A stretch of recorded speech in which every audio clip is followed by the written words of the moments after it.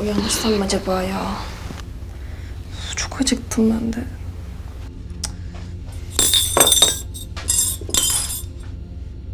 Yavaş kızım, yavaş. Zaten beynim içinde davullar çalıyor. Pardon baba ya, uyandırdın mı? Yo, halen uyuyorum. Tövbe tövbe. Akşamdan burada sızıp kalmışım. Her tarafım tutulmuş. Ay ay ay ay ay ay ay. Ben de dün gece erken uyudum. Senin geldiğini duymadım. Başım beynim çatlıyor. Ağrı kesici vereyim. Yo, gerek yok.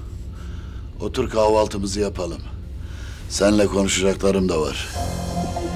Hayırdır baba? Hayırdır, hayırdır. Merak etme.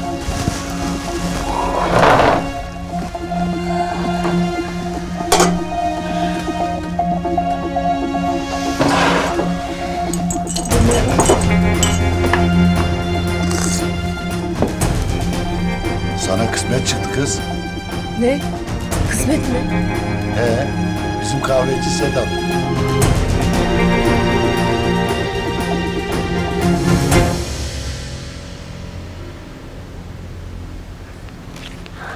Çok güzel değil mi?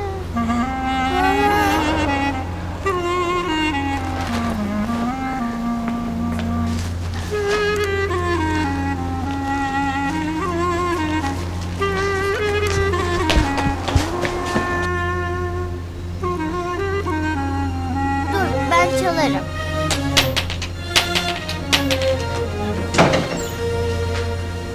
Hoş geldiniz çocuklar. Biz kostümleri getirmiştik de. Aa öyle mi? Hadi içeri girin. Gelin. Hadi. Kutu pense, elmanı yerse, arkadaşım Beynur, arkasını dönse. Çocuklar, kostümleriniz geldi.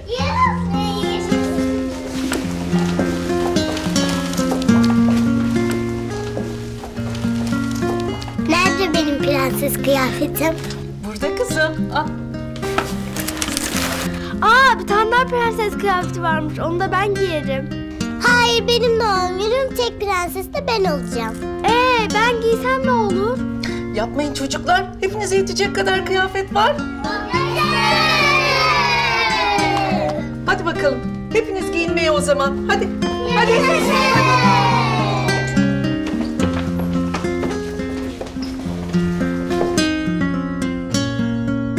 Biz kıyafetleri almak için parti bitene kadar bekleyecek misiniz? Tamam kızım. Siz şöyle geçin o zaman.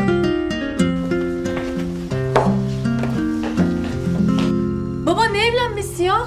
Ben evlenmem onunla. Hem daha benim yaşım kaç, başım kaç? Ne oluyor ya? Ufal da cebime gir bari. Fellik fellik sokaklarda gezerken yaşını başını düşünmüyorsun ama. Onu ne yapacağız? Baba, Allah aşkına ben nereye gidiyorum? Ne yapıyorum ki? Ne dediysem o. Hem Sedat efendi çocuk. Ondan iyisini mi bulacağız? Ya baba beni bir kahveciye mi layık görüyorsun gerçekten? Kahveci ise kahveci kızım. Hiç değilse işi gücü var çocuğun. İstemiyorum ama. Ne demek istemiyorum? Turşunu mu kuracağım ben senin? Hem çocuk ne güzel gelip karşıma oturdu, açık açık anlattı. Ben de olur dedim. Tamam dedim, bitti. Ne? Tamam mı dedin? Ya baba neden bana sormuyorsun? Yok, bir de bir Arzu Alcı'ya gidip keşke bir dilekçe falan mı yazdırsaydım, ne yapsaydım? Sana karşı da mahcup olduk. Baba. Sus kız. Karşıma geçmişe çen. Ben o adamla evlenmeyeceğim, anladın mı? Haydi. Sana soran oldu sanki. Benim sözüm emirdir, emir. Evleneceksin diyorsam evleneceksin işte.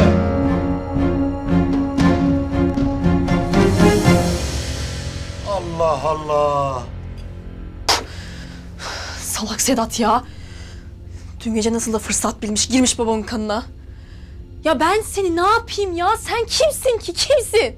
Ya ben sana bakar mıyım be? Bu neyin özgüveni anlamıyorum ki ya.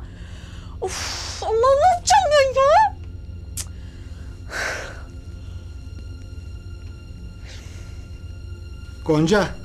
Gonca aç gözünü.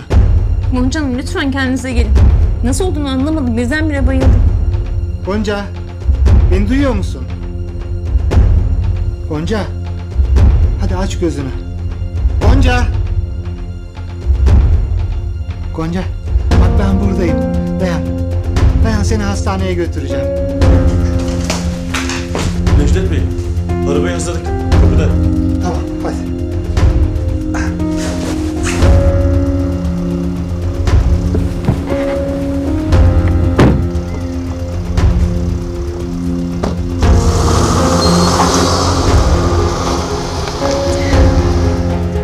Ay yazık kadına, yani bir şey olmasa bari. Nazan? Ne oluyor? Nereye gidiyorlar böyle? Gonca Hanım. Ne olmuş Gonca'ya? Kahvaltı götürmüştüm sabah. Gözlerimin önünde yere yığıldı, bayıldı. Ne? Evet. Nejdet Bey de apar topar hastaneye götürdü onu. Çok korktum. İnşallah bir şey olmaz.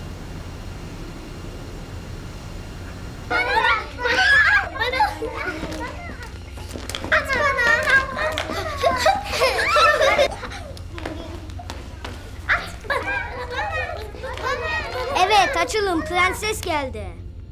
Evet, Nisa prenses aranızda. Nasıl? Çok güzel oldum değil mi? Evet. Ben de çok güzel oldum.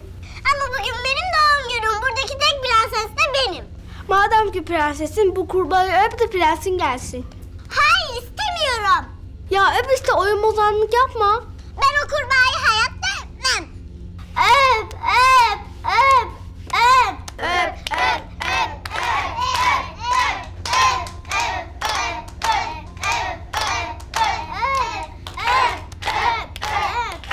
öpmeyeceğim işte, ay sussanıza. Ne yapıyorsun sen? Hiç. Siz niye bizim oyunumuza karışıyorsunuz ki ha? Kimsiniz siz? Ah, kıyafetlerinizi getirdiler ya kızım. Onlar benim arkadaşlarım değiller ki. Niye buradalar? İstemiyorum onları doğum günümde. Gitsinler. Aa Nisa, çok ayıp. Hep birlikte güzel güzel oynayın işte. Ama Hadi kızım, hediyelerini aç sen. Merak etmiyor musun yoksa? çok merak ediyorum hem de. Hadi o zaman, hadi. Oley! Hadi gelin arkadaşlar, hediyeleri açalım.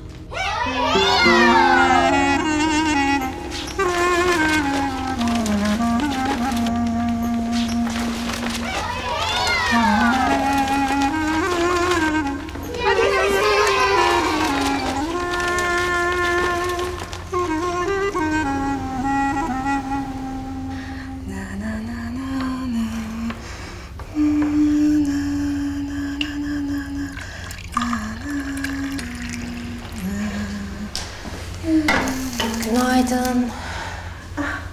Kalktınız mı çocuklar? Ay vallahi biz uyuyakalmışız Tülay abla, kusura bakma. Ne güzel işte canım, dinlendiniz biraz. Tülay abla hiç gerek yoktu. Biz kahvaltıyı salonda da derdik. O zaman sizi şöyle salona alayım. Aa, Tülay abla kahvaltı hazırladım deme sakın. Ay Zeynep'ciğim ne olacak? 2 zeytin bir peynir elime mi yapıştı sanki? Vallahi biz alıştık her sabah Tuğçe'nin çalar saat gibi bizi uyandırmasına. Aynen vallahi ondan uyanamadık. Cık, böyle hiç olmadı ama Tülay abla ya. Sahi bu arada Tuğçe nerede? Hiç ses soluğu çıkmıyor. Tuğçe de salonda kahvaltı ediyor. Bak sen şuna. Ay çok sağ ol Tülay abla ya. Hadi doğru kahvaltıya hadi.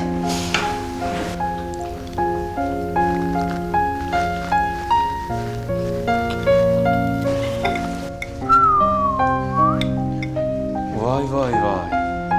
2 peynir bir zeytin dediği bu muymuş?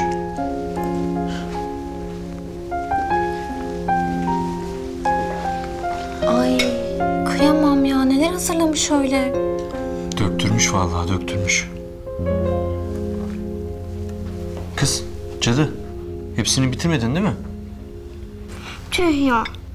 Ben şimdi bu omleti sizinle paylaşmak zorundayım değil mi? Neden bu kadar erken kalktınız ki? Bana bak. Önce seni yerim, sonra da bu sofradakileri yerim ha. Haberin olsun. Ya amca ya.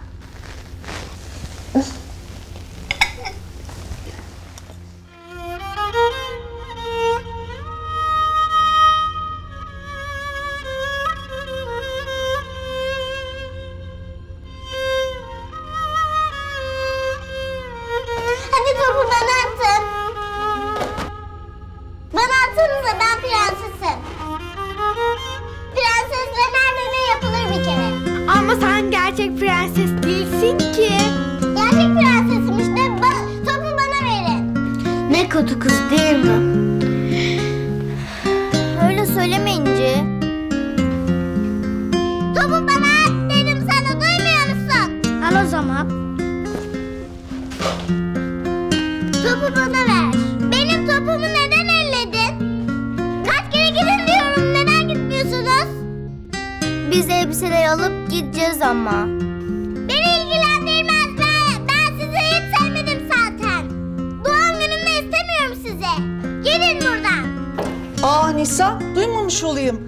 Anne ama onların burada ne işleri var? Ay çok ayıp ama kızım. Güzel güzel oturuyorlar işte. Ama anne. Şşt, eğer huysuzluk yapmaya devam edersen partiyi bitiririm şimdi. Of be. İnci, hadi biz de gidelim artık. Olmaz öyle şey. Yok, biz gidelim. O çok üzüldü. Bu onun doğum günü, üzülmesin. Hadi İnci, kıyafetleri almaya daha sonra geliriz.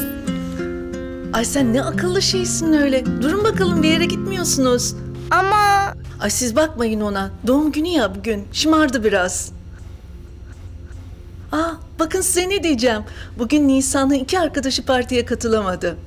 Onların kıyafetleri de boşta kaldı. İsterseniz siz de onları giyinin gelin. Hadi bakayım. Hadi.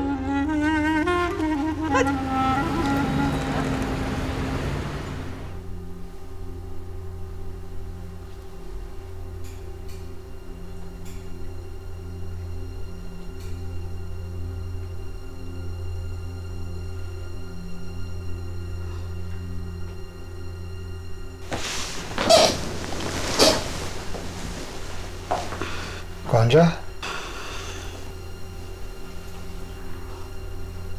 Nasıl hissediyorsun kendini?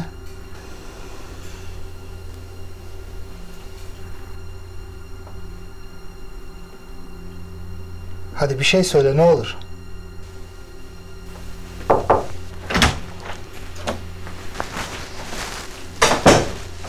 Sonuçlarınız çıktı. Neymiş? Önemli bir durum yok değil mi? Hayır, önemli bir şey yok. Aksine mutlu olacağınız bir haber. Nasıl yani? Gonca Hanım, hamilesiniz. Hamile mi?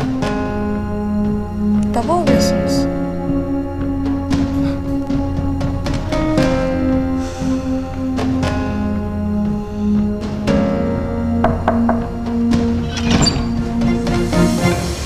Tamam mıydın kız?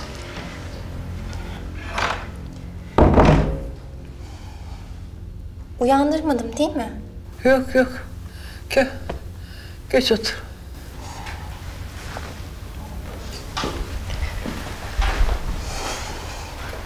Ben bir ihtiyacınız var mı diye bakmaya gelmiştim. Sağ ol kızım. Sorman yeter. Ama bakın bir ihtiyacınız var diye bana söylemiyorsanız çok darılırım. İnan ki yok kızım. Sağ olsun Tülay Hanım geldiğinden beri hiçbir şey istememe fırsat kalmadan her şeyi yapıyor. Ona da mahcup olmuyor.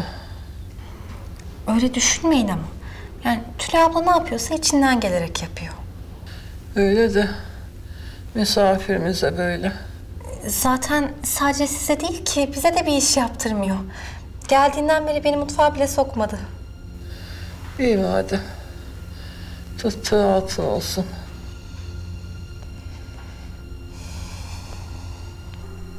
Gonca, inanamıyorum. Ben çok şaşkınım. Sen biliyor muydun? Hayır ama şüpheleniyordum. Hala inanamıyorum. Bizim çocuğumuz olacak.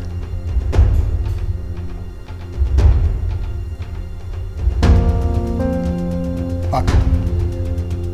Bütün bu olanlar... Yani eğer ben senin hamile olduğunu bilseydim orada tutar mıydım? Yapar mıydım hiç böyle bir şey? Demek hamile olduğunu bilseydin beni bir hayvan gibi o depoya tıkmazdın, öyle mi? Gonca, ya kusura bakma, biliyorsun benim öfkemi, sinirimi. Ben sadece senin aklını başına getirmek için... Aklımı başıma getirmek için. Hayır, öyle söylemek istemedim. Peki ne değişti şimdi? Yani hamile olduğumu öğrenince ne değişti? Eğer ben orada bayılmasaydım... Gonca, bir dinle. Ben bu çocuğu istemiyorum. Ne? Bu bebeği aldıracağım.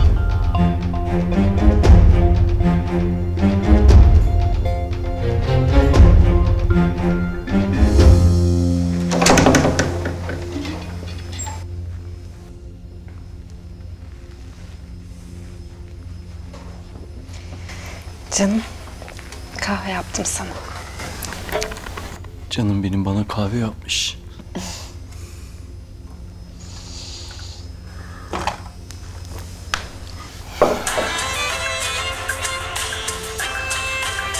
Melek abla arıyor.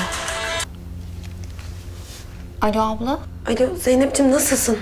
İyiyim, ne olsun, sen nasılsın ablacığım? Vallahi iyi miyim değil miyim ben de bilmiyorum Zeynep. Ne oldu? Benim sana bir haberim var. Hayırdır inşallah. Zeynep ne olmuş? Ben bugün haberlere çıkacağım. Ne? Nasıl? Ya ben bu sabah durakta Elif'in kayıp ilanlarını dağıtırken Kanal 7 Haber'in muhabiri gördü beni. Zeynep söylesene, ne olmuş? İşte Elif'in bugün kayıp olduğu haberini yapacaklar. Bugün haberlere çıkmayı teklif etti bana. Abla, çok sevindim. Çok iyi bir haber bu. Yani sesini herkese duyurmuş olacaksın. Ben de öyle umuyorum Zeynep. Sana haber vereyim dedim ben. Tamam abla, çok sevindim tekrardan. Görüşürüz. Görüşürüz canım. Zeynep ne oluyor ya, ne haberi? Melek abla haberlere çıkacakmış. Ciddi misin? Ne olmuş peki?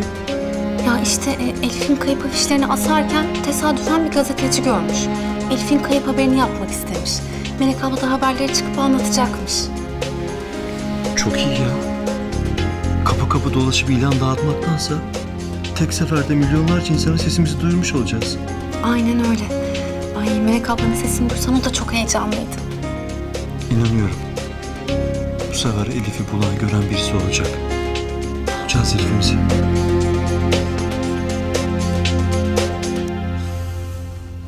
Gonca, ciddi değilsin değil mi? Gayet ciddiyim.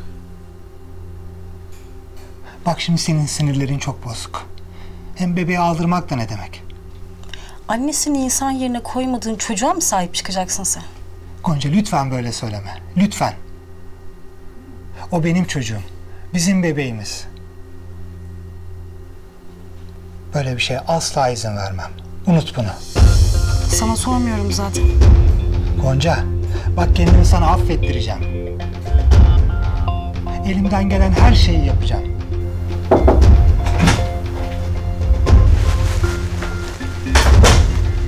Hastayı yalnız bırakalım lütfen. Dinlenmesi gerekiyor.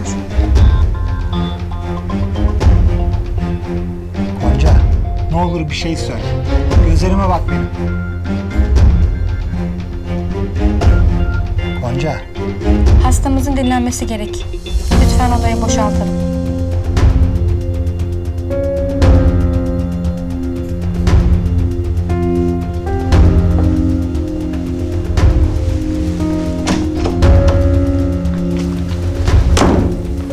Beyefendi ne yapıyorsunuz? Lütfen güvenliği çağırmadan bırakın kolumu. Beni dinle. Karım bebeğimi aldırmak istiyormuş. O şu an ne dediğini bilmiyor. Siz buna ne diyorsunuz? Hamilelik duygusallığı. Benden ne istiyorsunuz anlamadım. Anlayacaksın.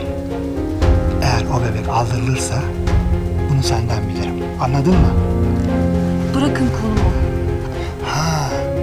Yok. Ben buna engel olmam dersen hastanenin morgunda kendine şimdiden bir yer ayırt.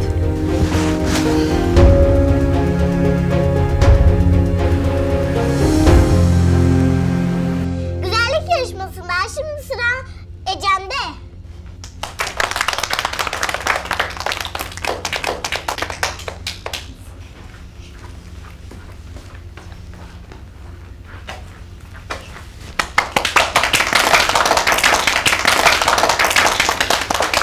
Evet, şimdi sıra Nil'de.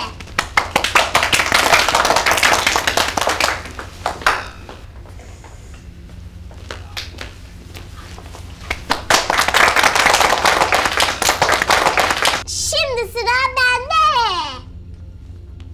Gerçi ben birinci olacağım ama neyse.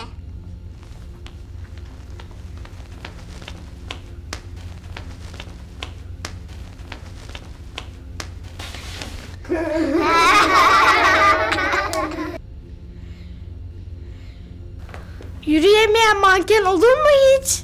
Ne gülüyorsunuz ya? Tekrar yürüyün. Ne gülüyorsunuz?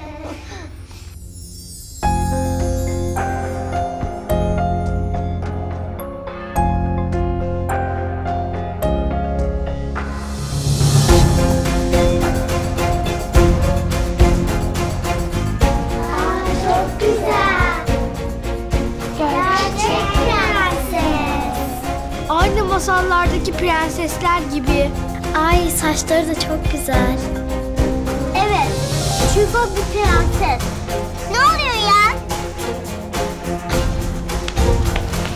Sizin ne işiniz var burada? Hala gitmediniz mi? Sen nasıl giyersin bu elbiseyi? Bugün buradaki tek prenses ben olacağım. Duydun mu beni?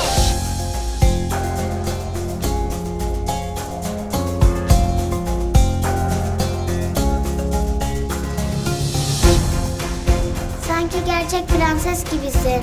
Bence güzellik yarışmasının birincisi sensin.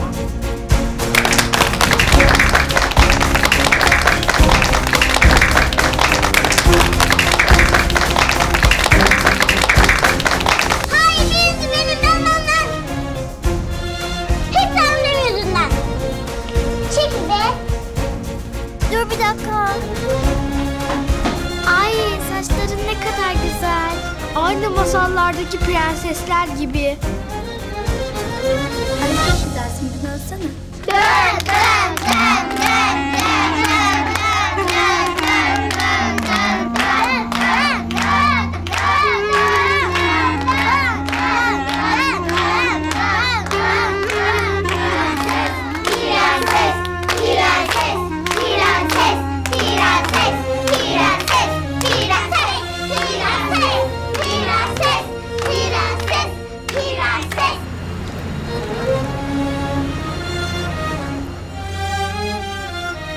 Kızım boğulacaksın şimdi ya. Daldın gittin yine hayallere.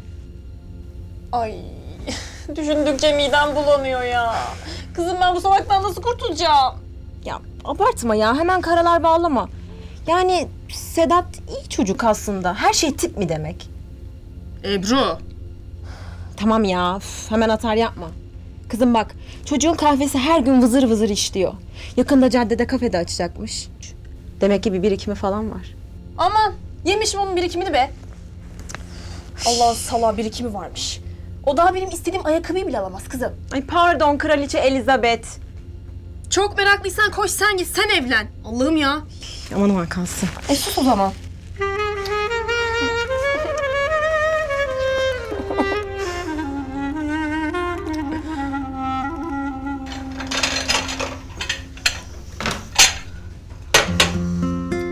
Çok uzattın ama kızım. Yazık değil mi kızım? Siz orada oynarken onların canı sıkılmaz mı? Bana ne ya? Sıkılırlarsa sıkılsınlar. Tek prenses ben olacağım işte. İstemiyorum o kızları. Nisa'cığım kızım yapma böyle. Ya niyeymiş? Bugün benim doğum günüm, istediğimi yaparım. O kızlar hemen çıkarsınlar kıyafetlerine, bizim onlar. Bak beni çok üzüyorsun ama kızım. Onlar da çocuk, yazık değil mi? Ya bana ne? Nisa lütfen. Kızıyorum ama. Bu konu burada kapanmıştır, anlaştık mı? Hayır, anlaşmadık. Tek prenses ben olacağım. O kızlar hemen çıkarsınlar kıyafetleri işte. Tamam çıkarsınlar. O zaman herkes çıkaracak. Şimdi içeri gideceğim ve partiyi bitireceğim.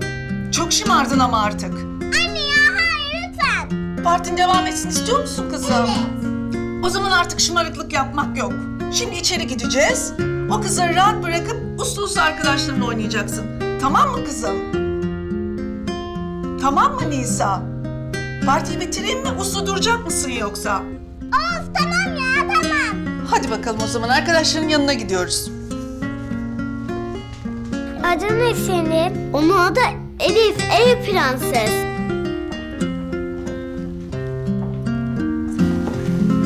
Elif abla elbiseyi giyince gerçek prenses oldu. Artık sihir de yapabilirsin. İnci sus lütfen. Ne sihiri? Sihir mi? Sihir falan yapamazsın bir kere. Uydurmayın ya. Uydurmuyorum. Deneyi var. Sihir yapabilir. Hiç de bile. Gerçek prenses olsaydı sihir yapardı bir kere. Yapar işte. Hey yapsın da görelim o zaman. Yapamaz ki, yapamaz ki, yapamaz ki, yapamaz ki, yapamaz ki. Yapar işte yapar.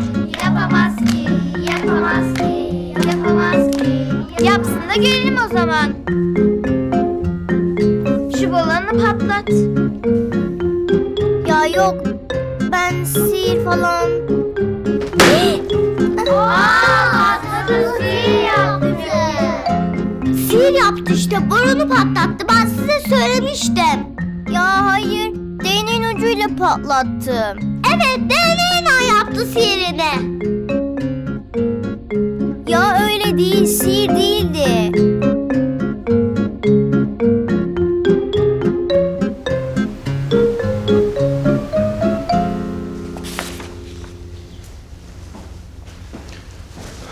Abi müsait misin?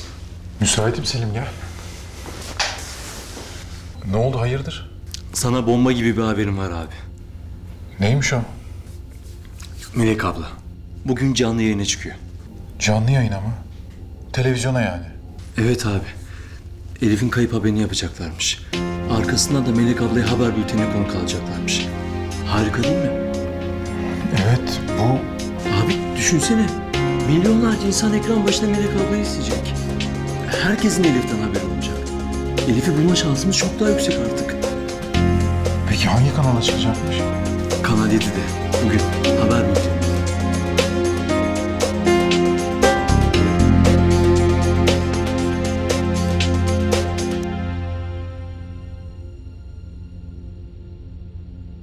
Nerede yaşıyorsun sen? O bizim evde kalıyor. Sizin ev şato mu ki? Hayır. Ama prensesler şatoda yaşar. O şatoda yaşayan Pamuk Prenses canım. Bu Elif Prenses. Doğum günü pastası geldi. Gel.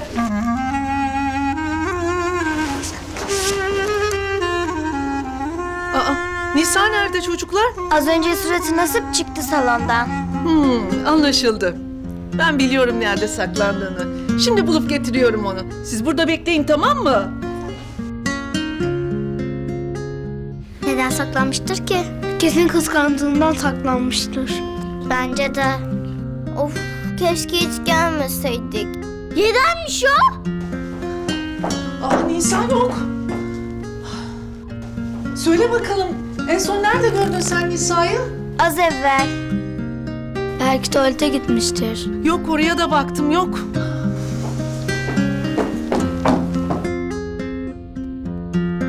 Hay Allah. Telefonun nerede?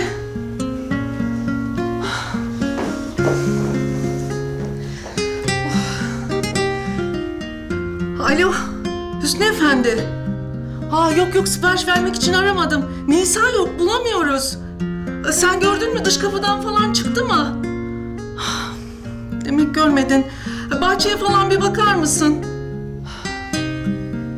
Tamam, sağ ol. Sağ ol. Of, nereye girdi bu kız? Ben de Elif'iyle bulsun onu. Evet, hadi Prenses Elif bize Nisa'yı bul. Nasıl bulayım? Sihirle bul. Tabii bulmaz akıllım. Nisa evinden kovdu onu. Niye bulsun ki? Hadi o zaman biz de arayalım evde Nisa'yı.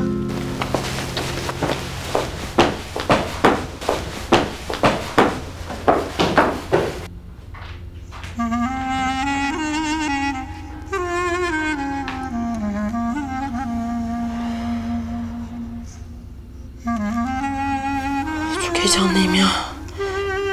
İnşallah bir aksilik olmaz da her şey yolunda gider.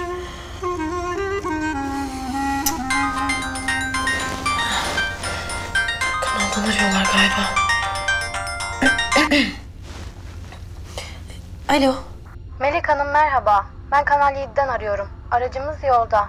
Tahmin ediyorum 10 dakika sonra sizi almaya gelmiş olurlar. Hazırsınız değil mi? Evet hazırım ben. Evdeyim, bekliyorum.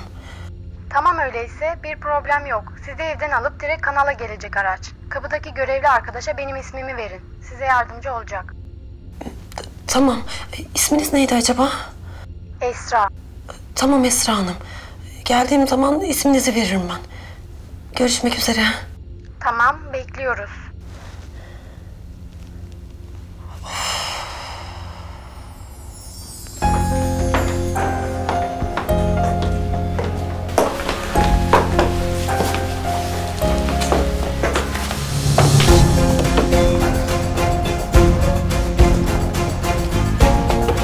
O işte orada. Nisa burada. Prenses Elif onu sihirli değneğiyle buldu. Buldum seni. Of ya. Ne oldu? Nasıl buldunuz? Prenses Elif sihirli değneğiyle buldu. Hayır arkadaşlar. İşte sen buldun. Sihirli değneğiyle buldun. İnci lütfen yeter artık. Evet ya, sihirli değneğiyle buldun sen. Of. Biliyor musunuz? Prenses Elif bir süre bir kapıcı dolapta kalmış. Neden? Çünkü adamlar onu oraya kapatmış. Vay canına. Sihirle mi kurtulmuş oradan? Evet, onu kapattı. Odada bir sürü kutu varmış. Prenses Elif kendine kutulardan merdiven yapmış. Biliyor musunuz?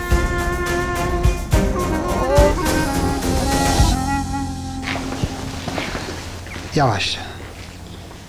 Ben kendim yürürüm. Çocuklar aşağıda bizi bekliyor. Hemen eve gideriz. Nazan'a da güzel haberleri verdim. Odanı çoktan hazırlamışlardır bile. Benimle sanki hiçbir şey yokmuş gibi konuşma. Seninle birlikte eve dönüyorum diye sakın yanlış düşüncelere de kapılma. Çocuk konusunda da fikrim hala aynı. Değişmedi, değişmeyecek de.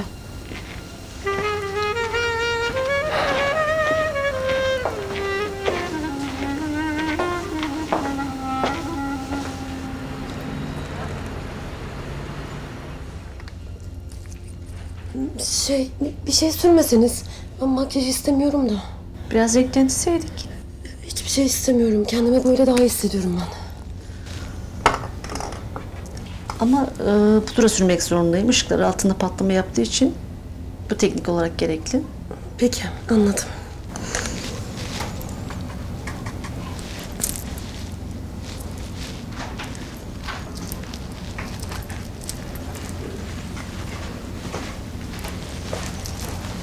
Nasıl gidiyor Melek Hanım? Hazır mısınız? Öyle gibiyim. Heyecan var mı? Bastırmaya çalışıyorum ama ne kadar başarıyorum bilmiyorum. Sakin olun. Kendinizi evinizde gibi hissedin. Başınızdan geçen olayları kendi cümlelerinizle anlatın. Sanki bir komşunuza ya da bir yakınınıza anlatıyormuşsunuz gibi. Tamam. Makyajınız bitti bu arada. Eline sağlık. Sağ olun. Rica ederim. İlk kez televizyona çıkıyorsunuz değil mi? Evet, ilk kez.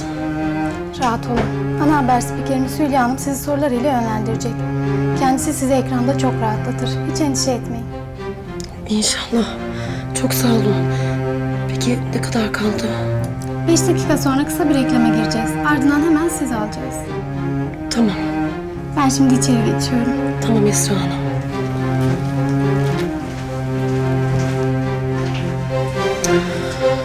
Uf.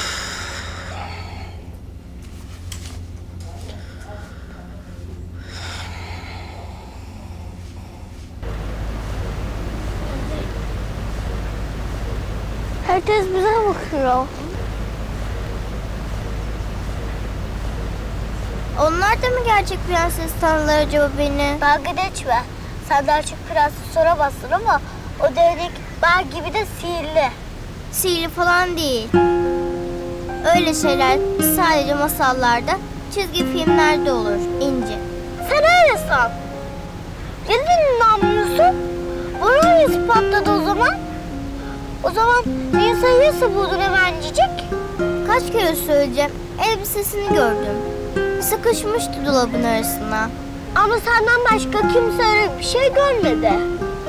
O değnek bal gibi de sihirli bir kere. Of İnci of.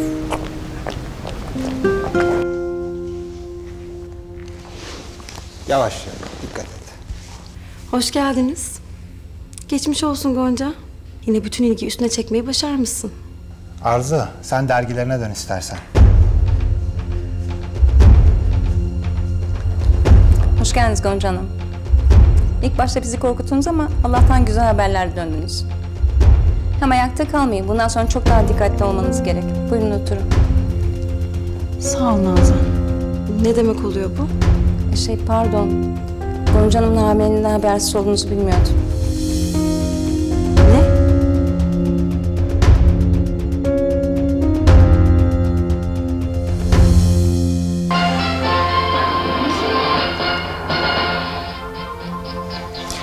Evet, reklam arasının ardından yeniden birlikteyiz. Bugün bir stüdyo konuğumuz var. Bir anne, ismi Melek Özer. Melek Hanım aylardır kaybolan 7 yaşındaki kızı Elif'i bulabilmek için büyük bir mücadele veriyor ve hikayesi son derece çarpıcı. Melek Hanım hoş geldiniz. Hoş buldum, sağ olun. Şimdi bültenimize az önce haberini verdik ama bir kez de sizden dinlemek isteriz. Ekran başına yeni geçen izleyicilerimiz için de baştan alırsak bu olay nasıl oldu?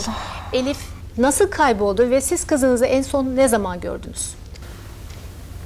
Ben nereden başlayacağımı bilmiyorum. Gerçekten çok heyecanlıyım. Haklısınız, çok haklısınız. Sizin için hiç kolay değil ama... Geç kalmadım değil mi? Yok yok şimdi başladı. Feridem daha önceden haber versene ya. Ya unutmuşum ne yapayım? Neyse hadi sesini aç. Elif, kızım. Yaklaşık 4 ay önce bir trafik kazası geçirdi. Dayısının kullandığı araba uçurumdan denize yuvarlandı. Uzunca bir süre aradık yavrumu. Hep bir haber almayı bekledik ondan. Ama ben onun öldüğüne hiçbir zaman inanmadım. Daha sonra neler oldu? Ailem, yakınlarım istemeseler de Elif'in ölmüş olduğuna inandılar. Ama dediğim gibi ben hiçbir zaman onun öldüğüne inanmadım. Tabii bu süre içerisinde çok yıprandım. Peki nasıl baş edebildiniz bu durumla? Çok zor oldu. Bayağı uzun bir süre tedavi gördüm. Baktığım her çocuğun yüzünde Elif'imin yüzünü görüyordum sanki. Komşularımın küçük çocuklarına Kıyafetler ördüm. Ben her gün, her saat Elif'im gelecekmiş gibi onun yolunu gözledim. En sevdiği yemekleri pişirdim ona. Eğer onu beklemekten vazgeçersem asıl onu o zaman kaybedecekmişim gibi hissettim. Su içmek ister misiniz?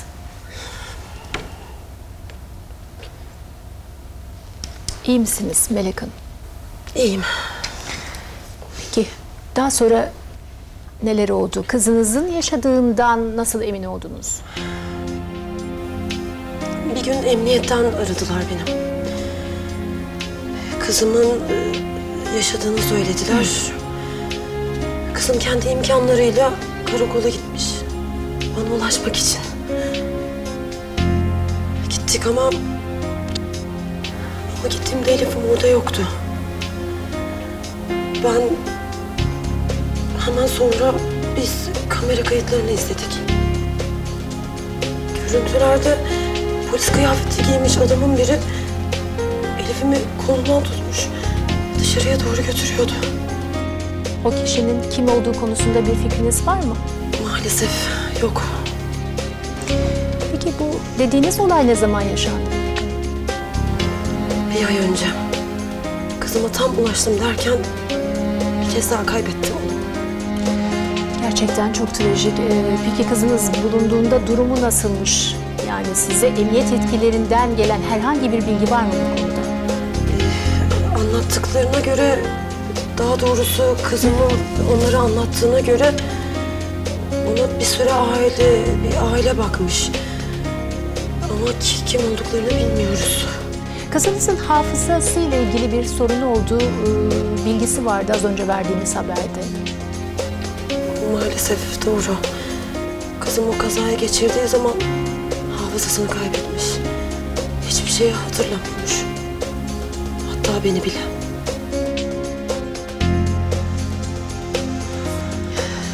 Sevgili izleyiciler, bu arada küçük bir not düşelim. Elif'in babası, ünlü iş adamı Emiroğlu Holding'in patronu Kenan Emiroğlu. Ah zaman vurur geçer yüzüme, acısı kalır gözlerimde. Gurur yakar, içim kor olsa da dilim susar sözlerimle. Dağıtır ayırır bizi kader, uzak bana yasaklı yüzün.